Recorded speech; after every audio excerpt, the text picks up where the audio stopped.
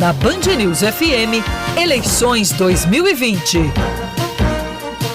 São 5h09. Vamos começar a sabatina com os candidatos à Prefeitura do Rio de Janeiro neste segundo turno.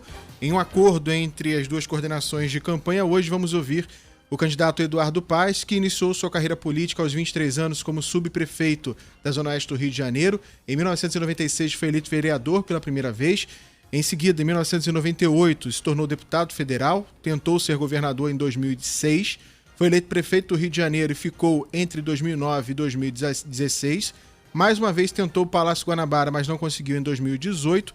E no primeiro turno das eleições de 2020, foi candidato pelo Democratas, ficou em primeiro lugar com 974.804 votos, o que representa cerca de 37% dos votos válidos. Olá, candidato. Boa tarde. Boa tarde, Lacerda. Boa tarde, Luana. Boa tarde aos ouvintes da Band. É um prazer enorme estar aqui com vocês. E, de acordo com as regras, serão 6 perguntas, mais a consideração final, 1 minuto e meio para responder cada questionamento. Vai, Luana. Começamos com transportes, candidato. No debate promovido aqui pela TV Band Rio na semana passada, tivemos aí a abordagem do BRT, né? Esse assunto foi muito explorado no debate, porque o BRT vive hoje uma situação muito difícil de abandono com estações quebradas.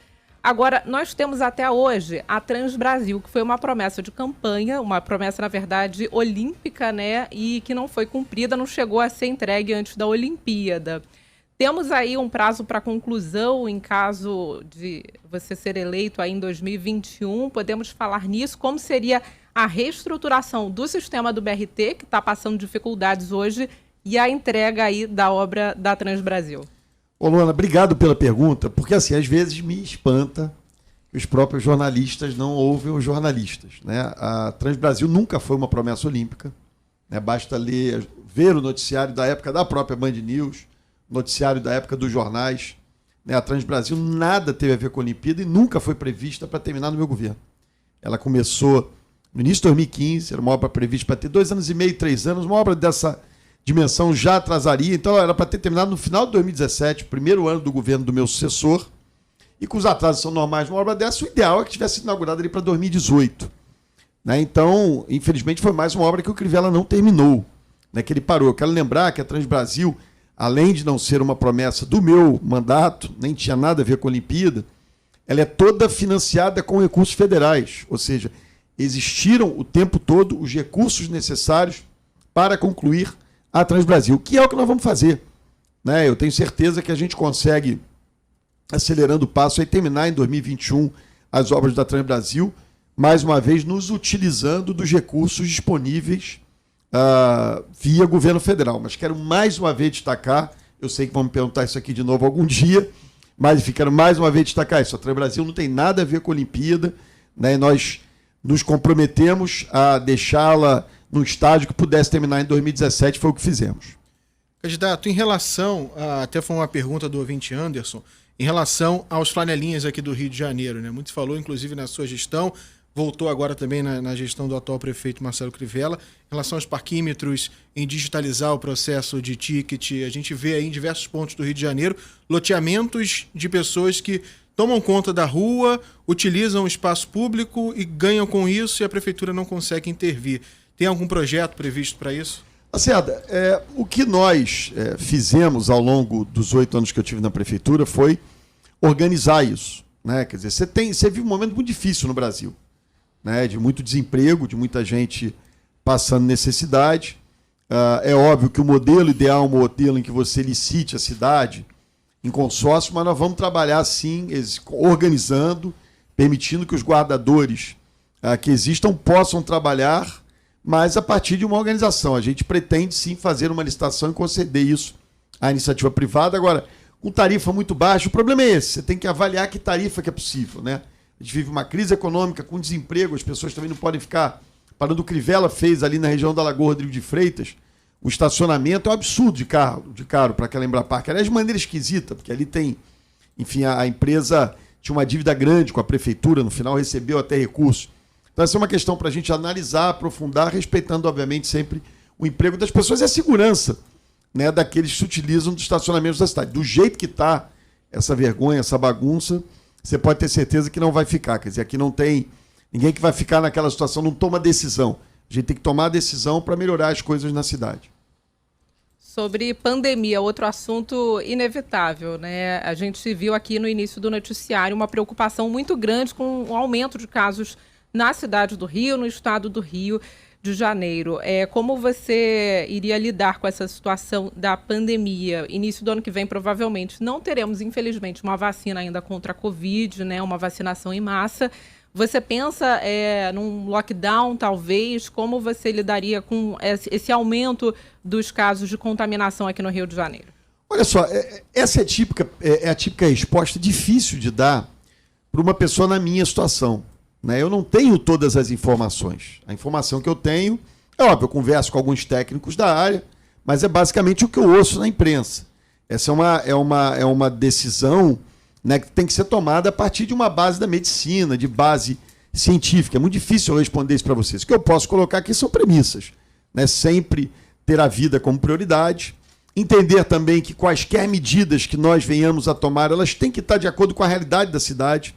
Não adianta o governo e a imprensa viverem num mundo mágico, né? Dizer, olha, lockdown, e aí ficam lá aqueles que vivem do serviço público e alguns setores em lockdown e o resto da cidade funcionando a partir de medidas que a gente sabe que não vão ser praticadas. Então, acho que é muito importante isso, um equilíbrio entre a medicina, priorizando a defesa da vida das pessoas, né, e, ao mesmo tempo, tentando impor medidas restritivas, né, que sejam, de fato, aplicadas e praticadas pela população. Uma coisa que eu garanto é que eu não vou montar um hospital de campanha, né? Nós vamos nos utilizar dos quase 1.500 leitos que existem na rede pública, municipal, estadual e federal no Rio de Janeiro, né, que poderiam ter sido recuperados para funcionar durante a Covid e até ficava um legado, né? Então, se o povo do Rio me honrar com seu voto no próximo domingo, é isso que eu vou fazer. Não tem nada de hospital de campanha, nem gastos absurdos por causa da Covid-19.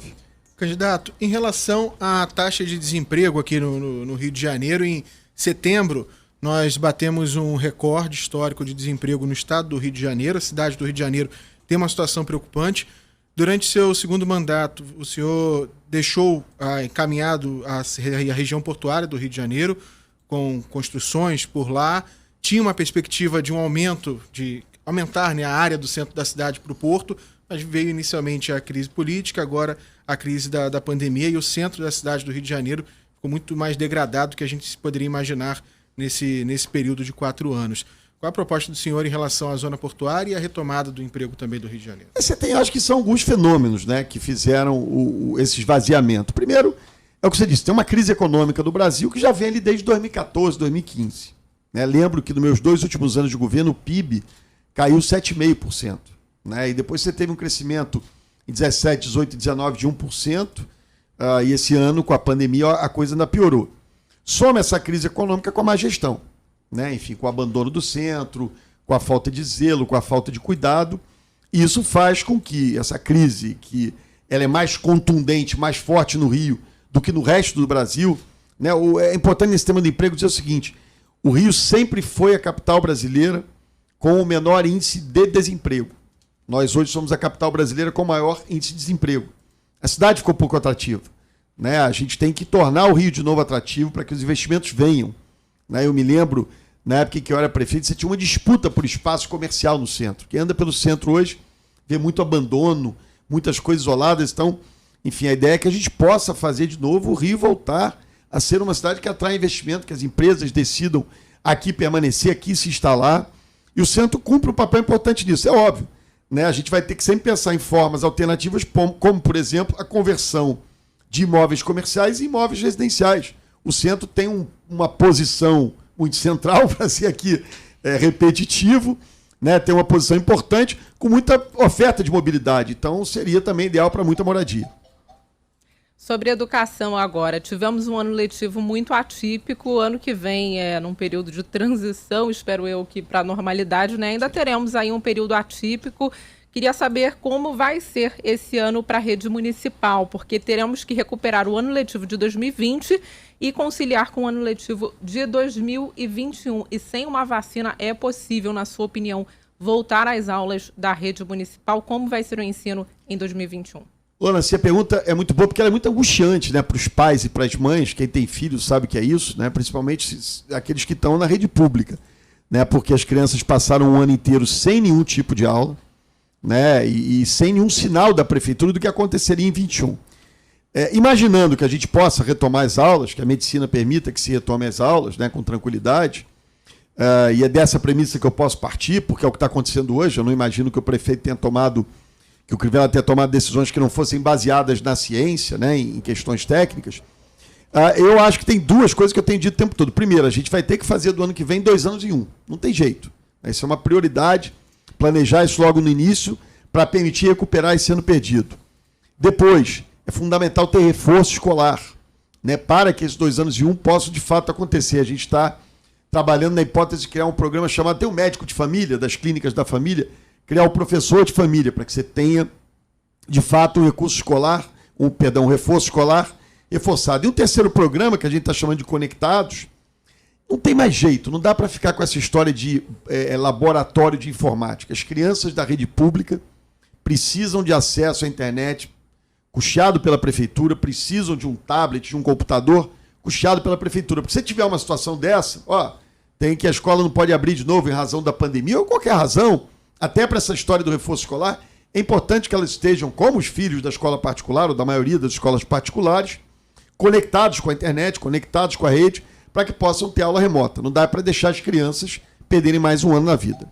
Candidato, antes da consideração final, uma última pergunta. Em relação a transporte, na sua gestão, a última gestão, tinha uma meta de climatizar a frota de ônibus do Rio de Janeiro até os Jogos Olímpicos, que começou no dia 5 de agosto de 2016. Depois essa meta foi prorrogada para o final do ano e até então, até hoje, nós não temos 100% da frota climatizada. Nós tivemos, para você ter uma ideia da falta de renovação dos ônibus, uma fábrica que ficava em Xerém, que trazia ônibus para cá, fechada. Caso o senhor seja eleito, tem alguma nova meta para a climatização dos ônibus? A vida útil dos coletivos vai ser reduzida? Como é que fica a situação dos ônibus aqui no Rio de Janeiro? E também o sumiço das linhas, né? Olha só, primeiro, o sumiço das linhas, né? As linhas vão voltar. Eu tenho falado isso com as pessoas em Sepetiba, na Taquara, em vários bairros da Zona Norte, Santa Cruz. É um absurdo o que aconteceu. Simplesmente não existe mais ônibus. Não é só o BRT que não funciona. Um aspecto importante aí da gente entender é o seguinte: nós saímos de 0 ônibus, 0 viagem de ônibus, quando eu entrei na prefeitura, com ar-condicionado na tarifa normal, modal, para 70% das viagens. Um pouco aquele negócio, eu não tirei nota 10, tiramos nota 7. Acho que deu para passar de ano. Por que a gente não conseguiu cumprir? Porque isso tem um custo na tarifa. E é o que eu disse aqui, em 15 e 16... a gente entra numa crise econômica, o desemprego aumenta, e aí você aumentar ainda mais a tarifa de ônibus, porque na licitação feita lá atrás, para reduzir a tarifa, nós não colocamos a obrigatoriedade do ar-condicionado. Não era uma previsão do processo licitatório. Então o objetivo aí é, obviamente, chegar a 100%, mas e diminuir a idade dos ônibus. O Crivella aumentou agora para 13 anos. Né? Era uma coisa de 8 anos, e passou para 13 anos. Por isso é que tem esses cacarecos aí na rua, a população é tão mal atendida. É uma vergonha ter que se cobrar das concessionárias. Aliás, as estações do BRT são de obrigação das concessionárias, não é da prefeitura, não. Os ônibus do BRT são de obrigação da concessionária. Não sei se é por que a prefeitura não fiscaliza e exige o cumprimento adequado dessas normas. Candidato Eduardo Paes, agora por que o Carioca deve votar no senhor? Suas considerações finais.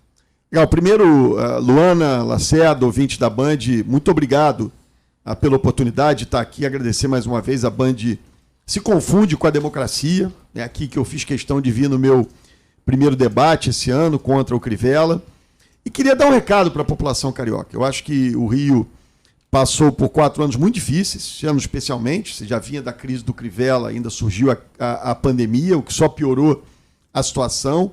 Isso tem muito a ver com uma falta de um prefeito capaz, preparado, competente, né? Um gestor que pudesse entender os problemas da cidade. A gente viu muita omissão. É um prefeito que não apareceu ou não aparecia nos momentos em que a população de fato precisava da presença dele.